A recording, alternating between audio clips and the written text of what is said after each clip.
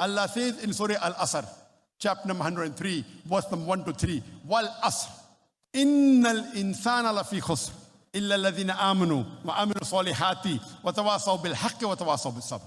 That by the token of time, man is verily in a state of loss, except those who have faith, those who do righteous deed, and those who exhort people to patience and perseverance. Those who have faith, those who have righteous deed, those who exhort people to truth, and those who exhort people to patience and perseverance. These minimum 4 criteria are required for any human being to go to Jannah. Number 1 is Iman, having faith. Number 2, Amal Salihat, righteous deed. Number 3, Watawasaw bil haqq, inviting people to truth, doing dawah and islah. And number 4, Watawasaw bis sabr, inviting people to patience and perseverance. If any one of these criteria is missing, under normal circumstances, you shall not go to Jannah. All 4 criteria are equally important. Iman, righteous deed, dawah, and inviting people to patience and perseverance.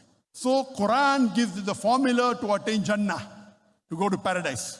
Because Quran gives you the formula to go to Jannah, to attain paradise, I said Al-Quran is a global necessity. That once Hafiz Ibn Hajar Asqalani, may Allah have mercy on him, he was a great scholar.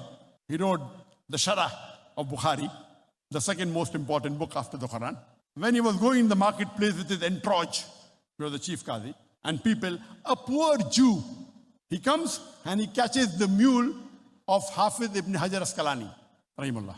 And he tells him, I heard that your prophet said, this world is a prison for the believers and it is paradise for the unbelievers.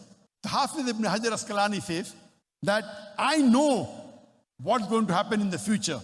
And I know that in Akhirah, in the next life, for the believers, we will get paradise. And if you compare the Jannah to this world, what I'm living, compared to the Jannah, it is billion times better. This world with all the wealth is a prison. And I know the unbelievers, like you, who do not believe in Allah, in the next life they will go to Jahannam. And the Jahannam will be so bad that even if you are the poorest man in the world, if you compare to Jahannam, your this life will be like paradise compared to Jahannam. You may be the richest man in the world, you may have the maximum luxury, but compared to the luxury of Akhirah in Jannah, it will be a billion times better.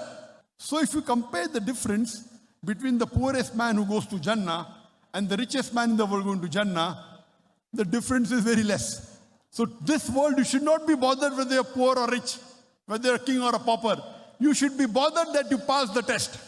Because the Jannah, and the Prophet said it is more easier for the poor man to go to Jannah than a rich man. Because the rich man has to give hisab kitab. He has to give accountability of everything. More difficult. So comparatively, it is billion times better than the richest man in the world. And compared to the poor man also, it is a billion times, hardly any difference. And the Jannah is so worse. The description given in the Quran and the Hadith. Even if you are the poorest man in this world, it will be like paradise. The fire, when it comes on your feet, your brains will boil. Can you believe? So, this is the explanation. And this Quran, it prevents you to going to Jahannam and encourages you to go to Jannah. That is the reason I call the glorious Quran a global necessity.